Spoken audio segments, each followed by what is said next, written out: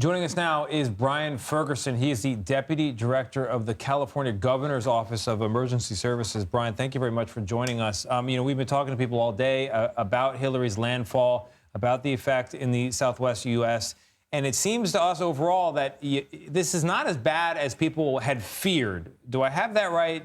Could you characterize the storm for me and then talk to me about the ongoing operations to keep people safe and get people back to their normal lives?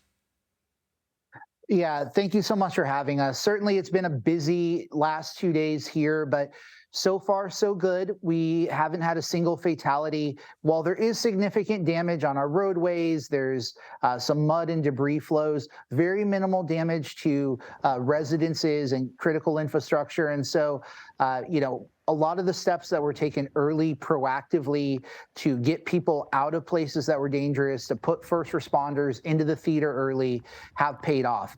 We are not out of the woods yet. The back end of the storm is still impacting us. We could still see mudslides today as that ground gets saturated, but certainly it seems like the steps we've taken early have paid off in terms of keeping Californians safe. That's definitely good news. And Brian, I want to ask you about, on top of all of it yesterday, there was an earthquake, a 5.2.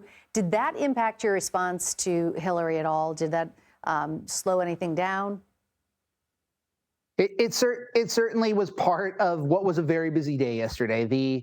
Having multiple complex overlapping disasters is something that we've had at multiple times in recent years. And unfortunately, our state has had the opportunity to get pretty good at this work. The earthquake that you mentioned was a 5.1 magnitude.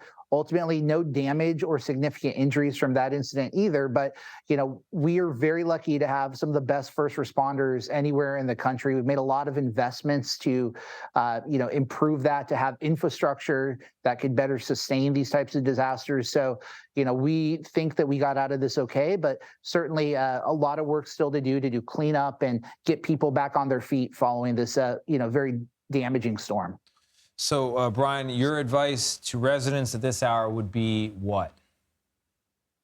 If you live in an area that is seeing a lot of water, and certainly we've seen as much water in some places of our state as we've seen in 75 years. So continue to heed advice from first responders, stay out of evacuated areas, and continue to be mindful of roads. A car can float in as little as 12 inches of water. We'll continue to see flooded roadways in the days to come. So, continued diligence will be important, but together we're going to get through this. All right, Brian Ferguson. Brian, thank you very much. Thank you. The torrential rains have put several western national parks at risk of severe flooding. Joshua Tree National Park has closed. Jane Rodgers joins us now. She is the superintendent of Joshua Tree National Park. Thank you for being with us. Tell us a little bit more about the situation there. The park is not used to tropical storms, being right outside Palm Springs there. Do we know how bad the flooding is at this point? Yeah, we were able to get in the park this morning to do an assessment of our paved roads, and it's looking like it's very similar to what we normally experience with flash flooding, winter rain events. So we definitely have debris flow on our roads and in our campgrounds, but nothing that we can't handle with our staff.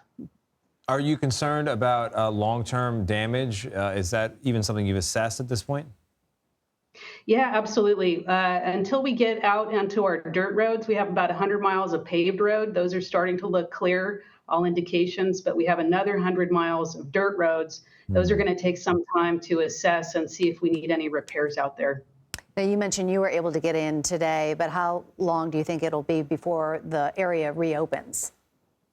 Yeah, I'm feeling positive that, in the coming 24 hours, we're going to have a really good sense of when we can open and get that information out to the public very quickly. We have great information on our website. That's really the most direct place people should be going to get the status of the park.